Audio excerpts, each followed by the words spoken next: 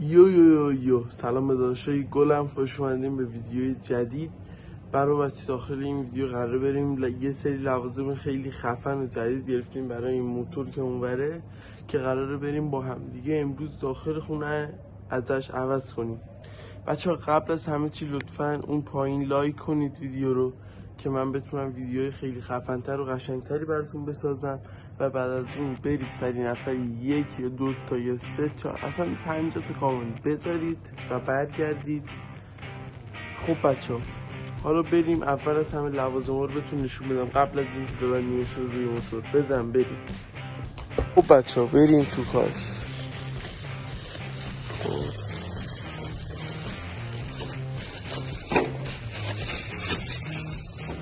باز شد برای بچه، فقط ببینید برای بچه ناموسن چه وسیله های خیلی خفنه گرفت.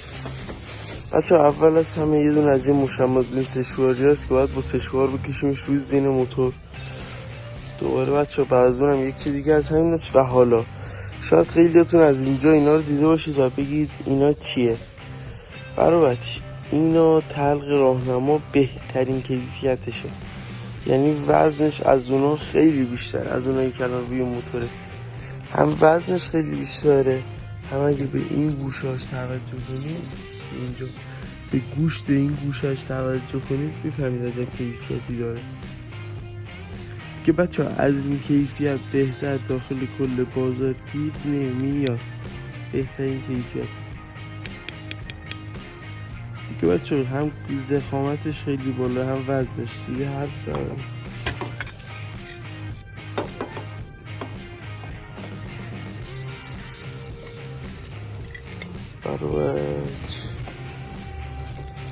خب حالا بعد از اینا میرسیم به یه زغالی راهنما با یه لامپ راهنما.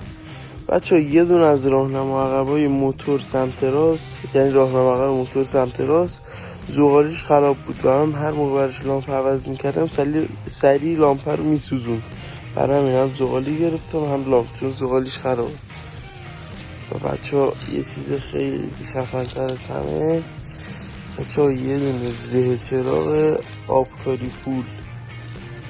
نگاه کنید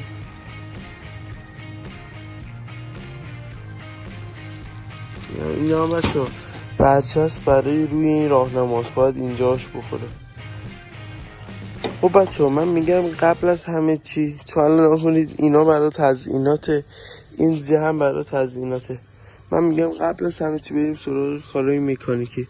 اولین کار مکانیکی اونم این راهنماست که البته بچه بعد از اینکه این کار مکانیکی رو کردیم میتونیم اینا رو وصل کنیم که آخر دفعه این روکش زینا رو وصل کنیم روی زینا رو باید با سشوار بکشیم. خب پس بچه برای من برم آچارم بیارم که زین موتور رو باز کنیم که بتونیم زغالی راهنماش عوض کنیم. بریم. خب بچه هم موتور رو بردیم اینور، هم رفتیم یه آچار رو بردیم که مخصوص زینه و زینم بچه آچار 12 میخوره. بچه من میخوام بهتون ثابت کنم که راهنما هم خرابه. بچه ها کنید این الان کیلومتر روشن، راهنما جلوها رو میتونید ببینید. ما وقتی میزنیم سمت راست میبینید که داره روشن میشه، و وقتی میزنیم سمت چپ و بچه ها میبینید سمت راست رو میزنیم روشن میشه، سمت چپ هم روشن میشه. حالا عقبم روشن میشه، عقب سمت چپ هم روشن میشه ولی عقب سمت راست روشن نمیشه، ولی جلوش میزنه، پس یعنی زغالی اون خرابه. بچه ها زیرم 2 تا پیچ میخوره، یکیش اینه، نمیدونم میتونید ببینید یا نه، یکیش اینه، یکیش هم دقیقا از روبرو همینه، نه یکیش هم اینه. بچه ها من زین رو از روی موتور باز کنم و برگردم. بچه ها ما موفق شدیم زین رو باز کنیم.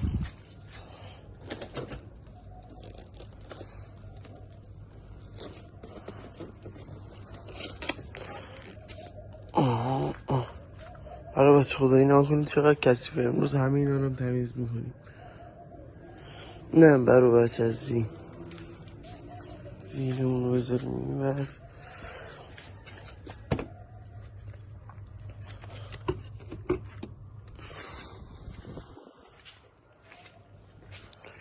خب برو بچه حالا اینا دیگه، اینا این سیم راهنما از داخل این اومده.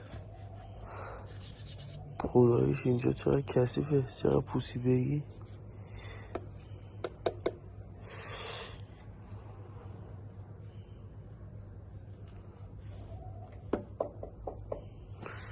خب برو بچه بریم حالا محتویات این راهنما، قابش و اینا رو باز کنیم که بتونیم این سیمه رو عوضش کنیم اینا.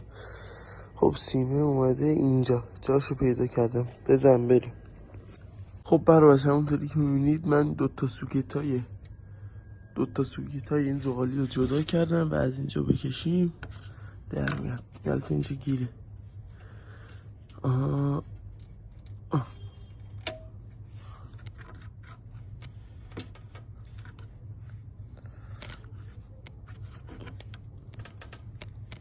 اینا دیگه بچه خلاصه کلا زغالی این جدا شد، زغالی این به طور کامل جدا شد. بفرم حالا برو بچه من برم این یکی زغالی جدید و کار بذارم، لامپم بذارم، بعدش الان میام براتون تستش میکنم. بزن بریم. ما لامپو جا زدیم، این سیمه رو آوردیم و بچه ها سبز همه توی جا میخوره، بقیهشون ایجال نکنین. این سبز جدیده با این سبز بالایی رنگش فرق داره، سبز جدیده یه خورده تیره تره. خب برو بچه لامپش هم وصلیم، الان موقع تسته. بسم الله الرحمن الرحیم.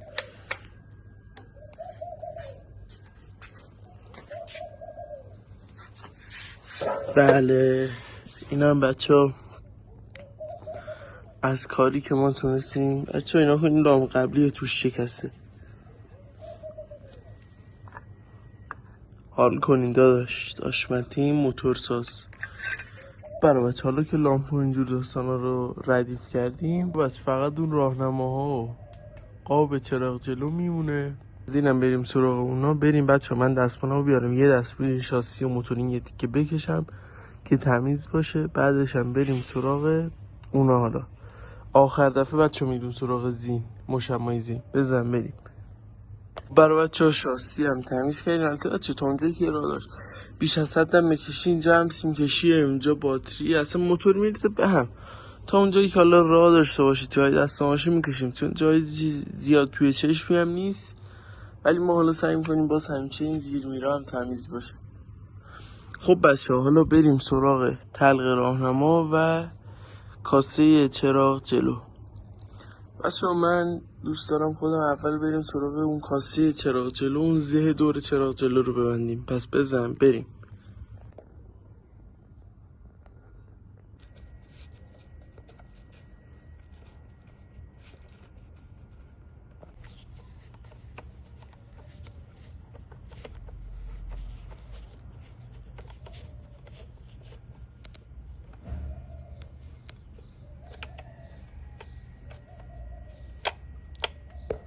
خب بچه ها این شما و این تلق چراغ جلو.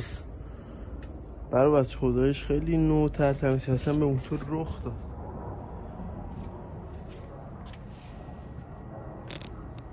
بچه خدایش خیلی چیز میزونی شد. برای بچه حالا بریم سراغ تلق راهنما. برای بچه اصلا خدایش فرق راهنما رو ببینید، اصلا بالا هم ببینید معلومه اون از این یه مقدار بزرگتره. چه فرق کیفیتیشون هم اینه، معلومه این لباش کلوفتره. اصلا خدایش اینا یه چیز دیگه است. خب بچه جفت راهنما عقب تعویض شد، بریم سراغ جفت راهنما جلو. بزن بریم. خب برای بچه راهنمای جفت جلو هم تعویض شد. حالا موتور رو ببریم تو سایه که بعد جوری آفتاب شده که بعدش ببینیم باید چیکار کنیم.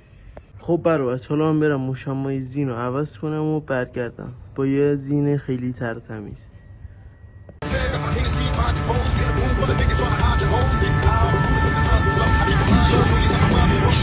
دنیا عوض شد و عوض شدم، میخواستم بگه چه قفص دورم، تو از من ناراحت منم خودم، آینده تو تسلطم، عوض بودم بود شهرت بیشتر ترقی، دوست به دشمنت.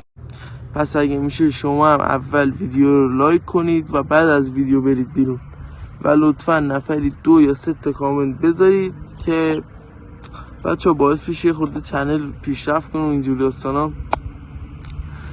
مرسی که تا اینجا ویدیو اومدید، امیدوارم که لذت کافی رو برده باشید.